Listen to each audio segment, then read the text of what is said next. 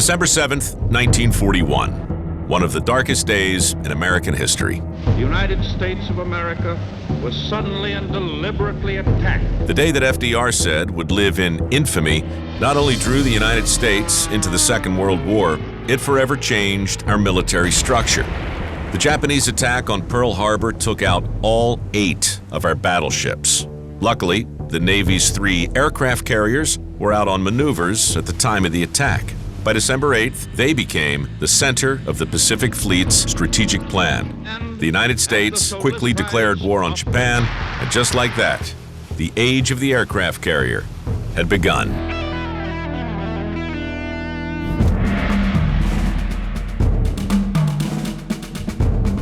This is the USS John C. Stennis, and there is no bigger warship. From keel to mast, it's as tall as a 24-story building. It's powered by 2 nuclear reactors, and its flight deck's as long as 3 football fields.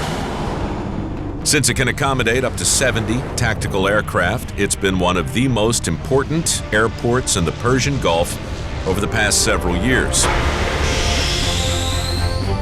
For the past 16 months, it's been in dry dock, getting some required maintenance. Now it's ready for another deployment, and the Navy has invited me along for 2 days of maneuvers. How could I say no? I'm lost already. I'll try my hand at some of the hundreds of jobs to be done on this floating city and meet a few of the people who volunteered to keep the world safe for democracy. First stop, the captain's cabin for a quick snack. Please go ahead and dig in. We just want to make sure you guys, yes, food, water. It's gonna be hot on the flight deck. Yeah. Calories, hydration. That's what we're looking for. And some instructions from the keeper of our wildly ambitious schedule, Public Affairs Officer Sarah Higgins. So this is Sergeant Higgins? No, Lieutenant Commander Higgins. Just kidding. Yeah, I knew that. Just like I know how to pronounce the name of the executive officer of the Stennis, Kevin Hakimzadeh, who is commonly referred to, thankfully, as Hack. Welcome, everybody. Thank you. You are aboard the 7th of 10 Nimitz-class aircraft carriers. This one happens to be the best. Just you guys scored the lucky deal to show up on the best one. And what a happy coincidence you showed up on the one. After a hearty welcome, XO Hack answers the all-important question, who the heck is John C. Stennis? The only aircraft carrier named after a senator. Senator Stennis served 41 years. Is he on the wall somewhere? He is. Where? He is. He's over there in the corner. So there's a picture of him arguing with President George H.W. Bush. It's a mock argument. As you can see, he never, ever looked young. He's probably 25 in that picture. He's 25 here. He's probably 25 in that picture. That's great. I'm going to give you a couple stats about our beautiful warship here. We currently displace about 95,000 tons. Once we get all the airplanes aboard. And What's all that the mean people aboard, exactly, displace? it means that's how much weight of water we're moving out of the way when we sit in it. So you're just sitting here 95,000 tons of water That's being right. pushed aside. That's right. Is that counting my crew here as well? No, they probably add about a ton and a half. About a ton and a half. All right. So the ship is about 1,092 feet long, to be exact. You will get a chance to see every inch of it. We're going to take you through at least the dirtiest parts of it for darn sure. Is coffee any good? Well, of course, it's Navy coffee. That's the best kind right Look there. at that. That is delicious. We're going to get you dressed up in some flight deck gear. You're going to Great. meet some of the finest Americans you will ever meet. There are 5,200 fine Americans on board at an average age of 23. Slightly higher now that I'm aboard. I got your name on it for you. And you spelled it right and everything. Extra large. All right. Green shirts mean I can work with the crews on the flight deck, the place where all the action is.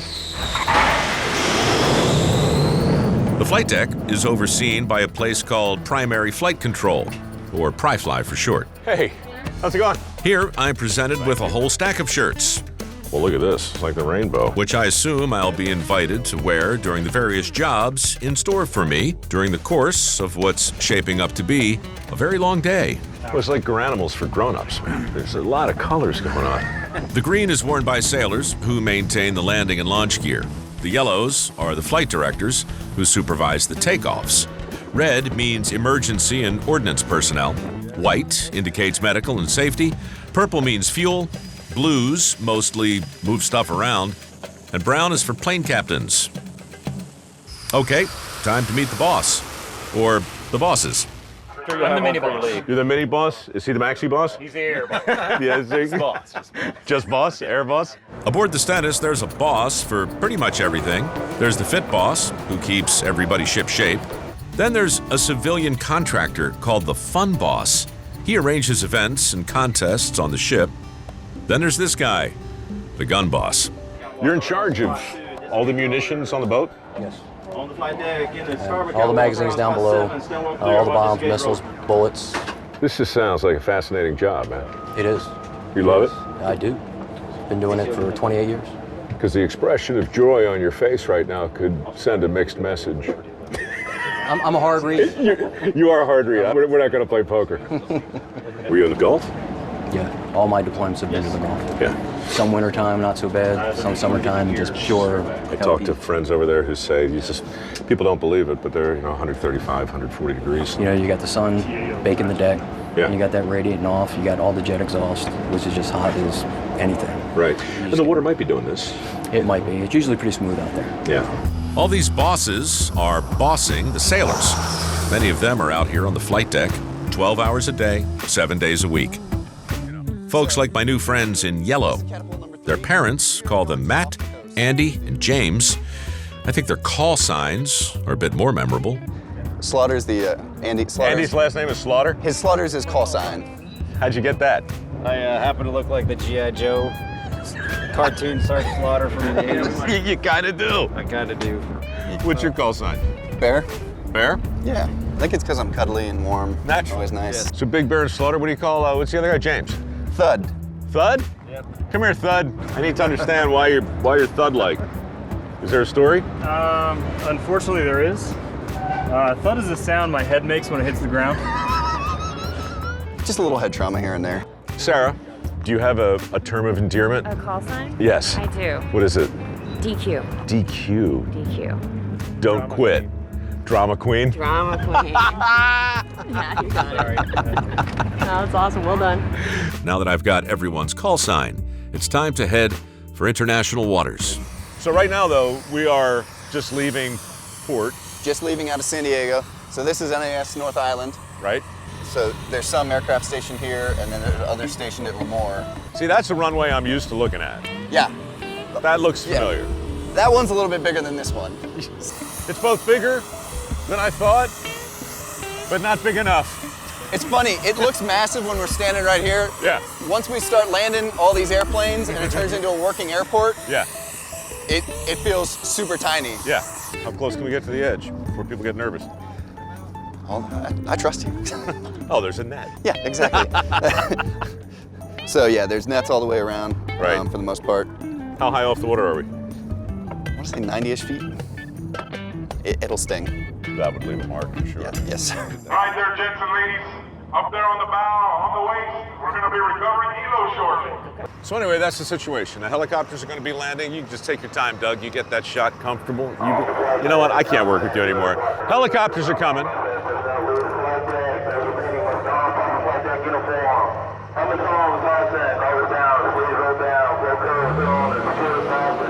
Didn't understand a word. Let's go. I think he said the helicopters are coming. Since I'm in green, maybe I can help. The first thing you're gonna do is you're gonna put your hand out to the helicopter. Exactly. That's pretty much saying, I am here. Right. Right. Once you do that, your next hand signal is gonna bring in your palms in. Right. And then you're gonna bring them down. This is telling them landing direction. Ah, Once okay. you have the landing direction, you can start bringing them forward. Exactly. You bring them. You throw them into a hover. This is a hover. At that point, they'll stop and they'll wait. Once you bring them into a hover, you turn your palms upside down, and then you start sidestepping. There's another shooter named Buster. He couldn't be here because his dad is ill, but these are his gloves. So Buster, if anything goes wrong here, I'm blaming your hands. And you'll be right with me. I'll be right behind you. Yep. And you'll be telling me what to do. Yep. I watch your show all the time. Why'd you stop? I joined the Navy. That's no excuse, son. I know it. All right, let's go. It's a pretty routine event, but still, it's got to be done with great precision. All right, go ahead, put your hand up. One hand. Hands down. This way. All right, you go ahead and bring him over now.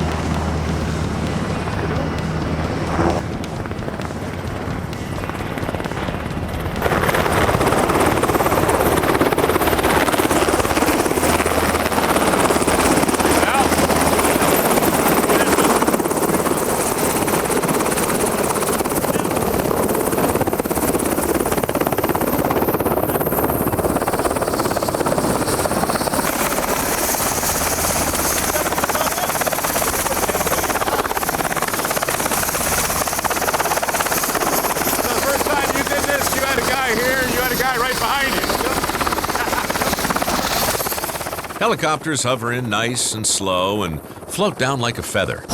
Jet fighters? Not so much. Now it's time to see exactly how you bring a 50,000-pound plane traveling 160 miles an hour to a dead stop on a 350-foot landing area in 2 seconds. Some things are more exciting than others. This is pretty exciting.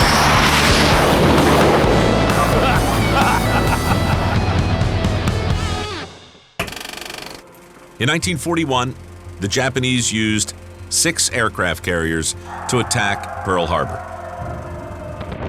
On April 18th, 1942, the U.S. Navy struck back. The USS Hornet, commanded by Vice Admiral William Bull Halsey, transported a strike force of 16 B-25 bombers into the middle of the Pacific Ocean. From there, Lieutenant Colonel Jimmy Doolittle launched his legendary raid on the Japanese mainland. The U.S. Air Fleet stunned the Japanese by bombing military and industrial targets in Tokyo. American morale soared, and a major shift in the war was underway, which is a long way of saying, where would we be without aircraft carriers? The one I'm on right now is preparing for another deployment, which means many of these young sailors are new to a bunch of very critical jobs. You drive the rig? Yes, I do. Yeah, fun? Oh, I love it. I love this job. Out here, planes fly in day and night, and the number of things that have to go right will make your head spin. I could watch that all day. Pilots need to put the plane down on a center line at just the right angle. But it's counterintuitive. To stop fast, you have to push the engine to full throttle. If you miss the arresting wire, you're going to want to take off again, fast. Once the tail hook catches the wire, the arresting gear below the deck absorbs all the energy and brings the plane from 160 miles an hour to a standstill in 2 seconds. Obviously, the arresting wires are kind of a big deal, and finding out how they work requires a visit below deck and a change back into the green shirt. So this is the exact cable, one of the cables, that when the plane lands, it catches right onto that. This cable is actually in the arresting your engine. Right? And so what this does, it goes up to the flight deck, and it connects to another cable via this.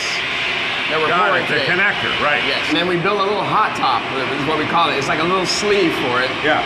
And that sleeve is currently right there. You can see it right now. That's the sleeve. How hot does that get? That will get up to about 600 degrees. Everything I've seen so far looks pretty glamorous. This looks like work. It is. It's about an 8-hour job with a good crew. And Per connector? Per connector. Happily, I've arrived about 7 hours and 45 minutes into the 8-hour process. When you pour, it's going to be a smooth, constant pour, and you're going to fill it up to the top. The crucible is filled with molten zinc, which gets poured directly into the cable connector. When the zinc hardens, the 2 cables will be fused together in what every pilot hopes will be an unbreakable bond. That means tapping out all the air bubbles before the connection is made. I did not think today I'd be pouring hot zinc to make a cable better connected. Do you know how hot it was? That had to be 1,000 degrees. Just 1,000 degrees. Yeah. Well, it works.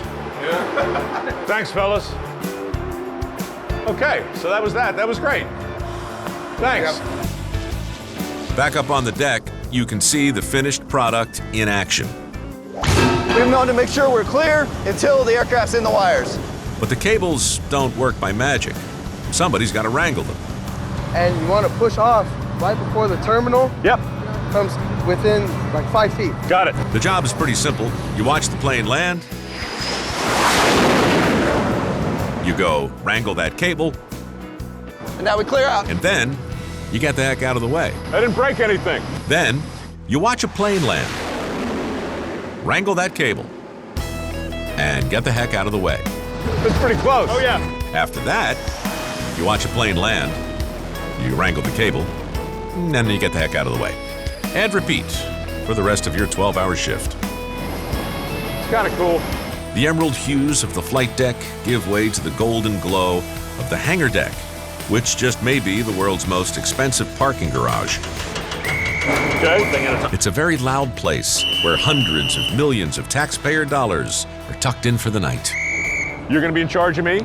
For the next few minutes, yes I am. If you'll follow me. I'm going to follow you. First, we're going to break down all the chains. You understand I can't hear a thing you're saying, right? Jennifer's teaching me how to anchor these things down. If you hear a whistle blowing, you're going to throw that chalk in. Where? On the tire. Like this way? Yeah. They're shouting. Chalk's out! Chalk's out. Kick it out. Kick it out. Kick it hard. There you go. And whistling. Throw your chalk. Throw your chalk. Bring it out! And even some polite applause. Let's go, man! Watch it, watch it, watch it! Can't hear you. Chalk's out, down! Can't hear a thing. After another barrage of incomprehensible chaos, How do I know what it's in? I seem to have accomplished the task. That works for me. This plane is now anchored down to the ground. Yes, it is. 10,000 pounds of force. Each chain. Success. Nothing says success like some well-earned R&R. When we come back, I'll find out where folks bunk on this floating airport.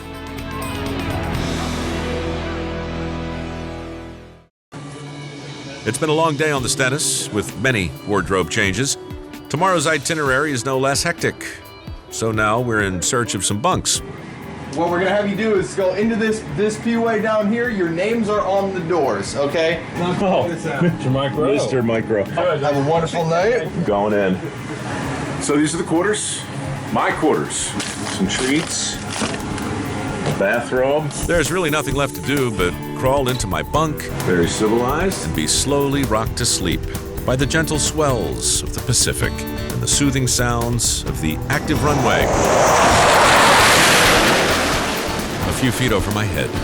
You've got to be kidding me. Coming up on part 2, I'll share what it's like to sleep under an active runway. It's a rough thing, I'll be honest with you. I'll learn how 5,200 people get fed 3 meals every day. Spuds? No, Spuds. Take that kind of personally. And then I'll get shot out of a cannon.